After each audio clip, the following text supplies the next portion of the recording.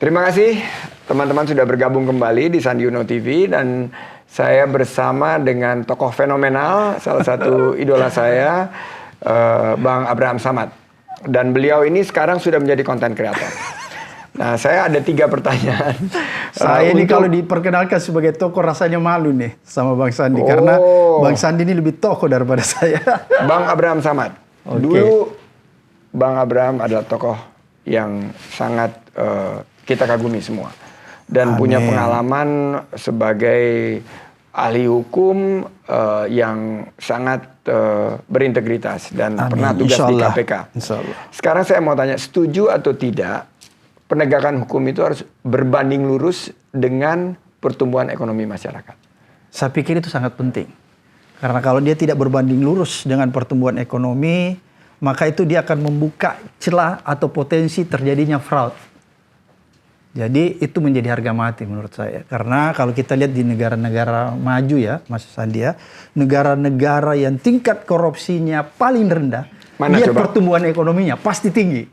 Contohnya Singapura. Singapura, satu. Tinggi. Kemudian kalau kita mau lihat Finlandia. Oh, Eropa Utara. Ya. Kan gitu. Apalagi ya, China. Jadi kalau kita ngomong begini ada bukti ya, ada fakta yang menunjukkan bahwa memang itu sangat berpengaruh. Oleh karena itu menurut saya itu menjadi sesuatu yang harus dan mutlak. Karena kalau tidak itu tadi, kalau pertumbuhan ekonomi anjlok, maka itu akan membuka keran terjadinya fraud dan corruption. Karena kan begini Bang Sandi, sebenarnya ya, sistem di negara kita itu adalah sistem yang membuka peluang terjadinya fraud dan korupsi selama ini. Oleh karena itu sistem yang harus ditutup rapat-rapat agar dia tidak memproduksi lagi yang namanya corruption dan fraud. Sebenarnya itu intinya. Saya pernah tinggal di Singapura dan betul sekali. Mereka tidak ada toleransi sama sekali. Tapi dalam 3-4 minggu terakhir ini ada suatu skandal yang sangat besar. Di Singapura yang melibatkan untuk pertama kalinya seorang menteri. Menteri Perhubungan dan juga ada beberapa skandal yang diumumkan. Nah, ternyata yang ingin saya tanyakan, walaupun di negara yang tingkat persepsi korupsinya itu sangat katakanlah IPK-nya bagus. IPK-nya paling bagus gitu, masih ada potensi ya Bang? Iya. Jadi bukan berarti kalau IPK itu bagus, automatically korupsi sudah nggak ada. Tapi paling tidak menurut saya potensi korupsi di negara itu sangat kecil. Itu sebenarnya intinya. Bukan berarti sama sekali tidak ada seperti tadi yang Mas Sandi bilang ada kejadian menteri, karena itu kan kasuistis ya. Tapi paling tidak dia lebih bagus daripada negara-negara lain. Dan pola penanganannya. Pola penanganannya. Karena itu tadi dia sudah memperbaiki sistem. Kan begini, kalau kita bicara pemberantasan korupsi itu ada 3 hal yang harus dilakukan Bang Sandi. Ini kita sharing aja, bukan mencoba menggurui. Pertama, ini kan ini dosennya, ini mahasiswanya sini. Pertama, penindakan yang kita sebut law enforcement itu harus tanpa pandang bulu. Kemudian kedua ada namanya pencegahan. Pencegahan itu adalah perbaikan sistem Bang Sandi. Mungkin kalau saya bicara bahasa yang lebih kontekstual, perbaikan tata kelola. Mungkin orang lebih mengerti ya. Dan yang ketiga itu edukasi. Ya, jadi ini penting bagi generasi yang akan melanjutkan estafet pemerintahan selanjutnya. Jadi perlu ada edukasi. Penindakan, perbaikan sistem. Ya, itu yang dimaksud pencegahan. Kemudian yang ketiga edukasi. Oke, pertanyaan kedua. Bagaimana cara memupuk integritas di kalangan anak muda yang sekarang mayoritas demografi Indonesia ini anak muda, agar mereka terhindar dari budaya korupsi sehingga putra-putri terbaik bangsa kita ini menjadi SDM terbaik untuk mewujudkan Indonesia Emas 2045. Jadi pertama Bang Sandi, sistem pendidikannya dulu. Kalau saya bicara sistem pendidikan Bang Sandi itu ada 2. Pendidikan formal dan pendidikan non formal. Pendidikan formal adalah kita tahu semua dari PAUD sampai perguruan tinggi, itulah yang dimaksud pendidikan formal kalau di Indonesia. Pendidikan non formal ini banyak, termasuk salah satunya contoh yang saya ambil pendidikan integritas berbasis keluarga. Ini yang paling penting Bang Sandi. Jadi selain di pendidikan formal, kita mengedukasi ya lewat kurikulum. Jadi pendidikan formal kita mulai dari PAUD sampai perguruan tinggi itu dia harus punya kurikulum yang namanya pendidikan anti korupsi. Kalau di luar, Bung Sandi, itu ada namanya pendidikan integritas. Dulu waktu saya jadi ketua KPK, sebelum kita merancang sebuah pendidikan anti korupsi waktu zaman saya, kebetulan menterinya Pak Nuh bisa dengar nih podcast kita. Itu kita memberikan dia masukan tentang sistem pendidikan anti korupsi, sistem pendidikan sedini integritas. mungkin ya? Iya, mulai dari PAUD sampai perguruan tinggi. Benchmarknya di mana pada saat itu, Bang Sandi, itu di Jepang dan Finlandia. Oke. Dan itu harus dimulai dari PAUD sampai perguruan tinggi. Kemudian itulah yang kita maksud pendidikan integritas dalam konteks pendidikan formal. Kemudian itu tidak cukup sampai di situ, Bang Sandi. Kita juga harus memberikan pendidikan integritas, pendidikan anti korupsi berbasis keluarga. Di dalam keluarga ini paling penting. Apa Jadi contoh? bukan hanya di sekolah, Bukan tapi hanya di sekolah, rumah di juga rumah. ya? Ini yang paling penting nih, Bang Sandi. Kenapa di rumah? Jadi kita jangan membayangkan ketika saya menyebut pendidikan anti korupsi atau pendidikan integritas berbasis keluarga, lantas kita berpikiran bahwa berarti anak-anak yang bisa punya pendidikan integritas yang kuat yang datang dari rumah tangga mereka itu adalah orang-orang tua yang punya pendidikan tinggi. Enggak.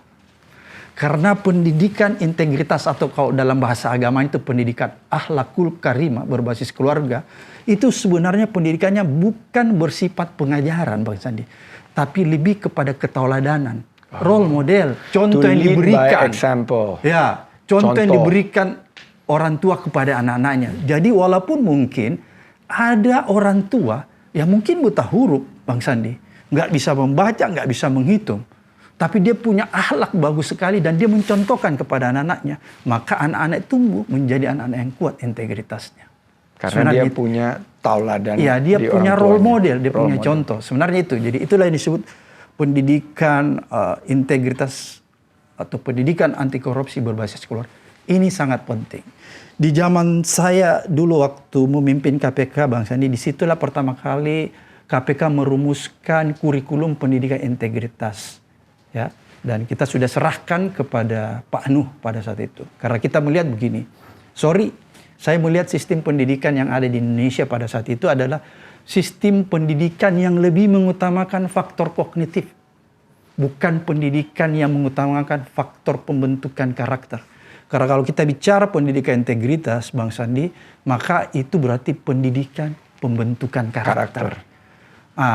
Karakter building. Iya, benar sekali. Kalau kita itu walaupun visi misi besar di Kementerian Pendidikan pada saat itu narasinya memang jelas bahwa mengutamakan pendidikan karakter.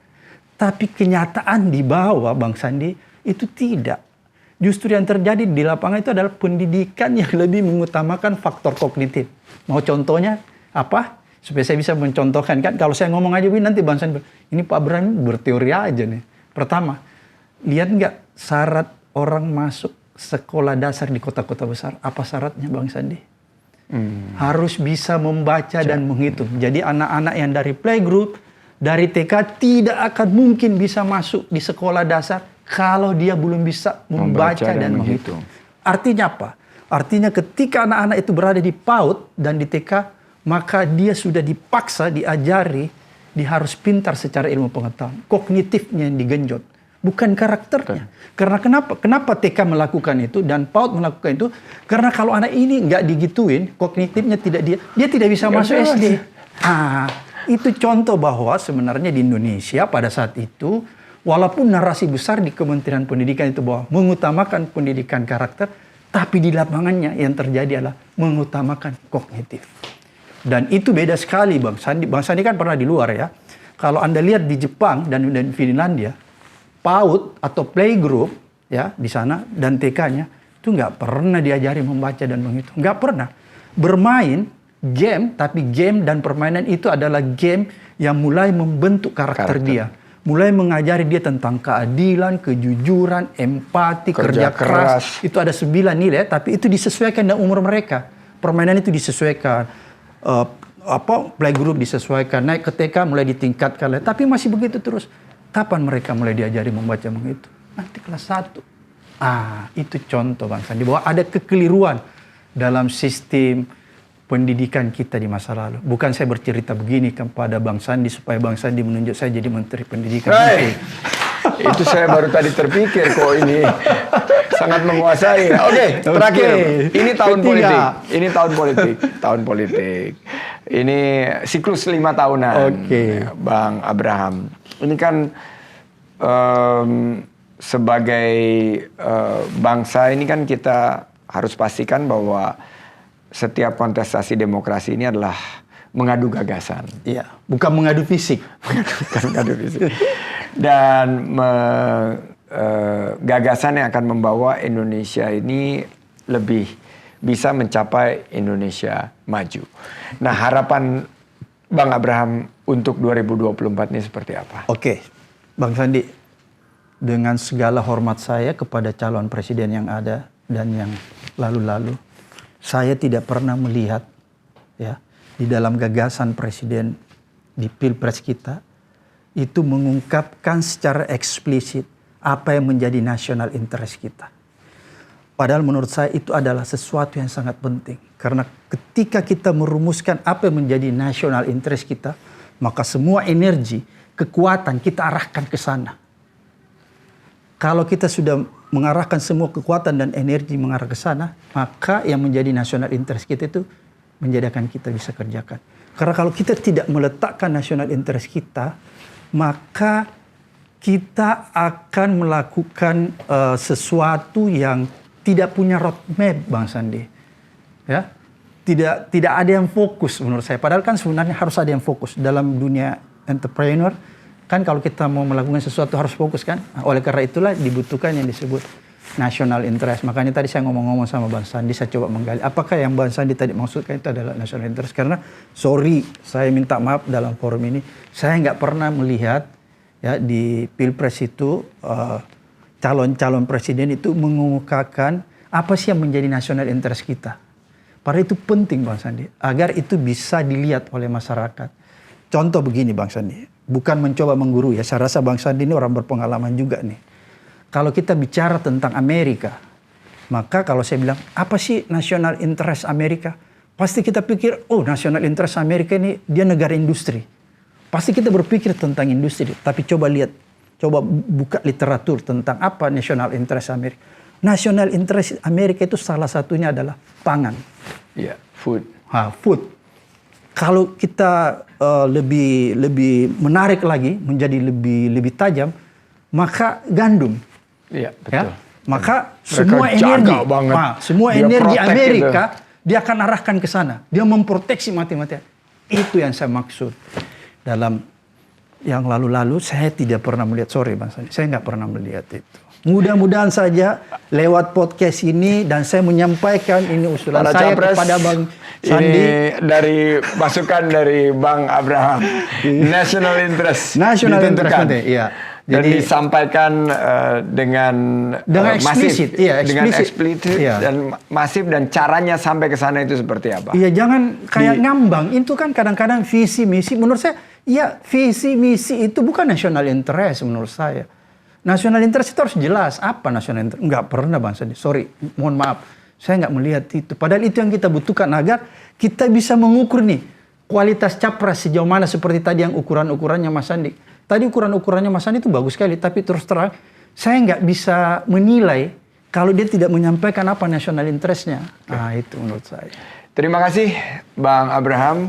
Sama-sama. Kita selalu dapat dagingnya. Enggak lah. Luar biasa. Ini sharing ya, sharing. Bukan menggurui Mas Sandi nih, bukan sharing. Ya, tapi ini ilmu yang kita bisa dapat dan mudah-mudahan masih bersedia nanti kalau mendekati tahapan-tahapan berikutnya untuk saya bersedia berada di Bang Sandi untuk menjadi salah satu referensi kita. Insya Allah. Kalau saya ada national interest itu yang ketiga ini yang Bang Abraham Samad sangat kuasai, yang tadi pemerintahan bersih dan bebas korupsi. Ini menjadi concern kita dan sudah terukur dan betul-betul diuji berkali-kali bahwa ini akan menjadi agenda yang sangat penting ke depan. Terima kasih sudah mengikuti Sandi Uno TV dan sampai jumpa di episode berikutnya. Assalamualaikum warahmatullahi wabarakatuh. Waalaikumsalam warahmatullahi wabarakatuh.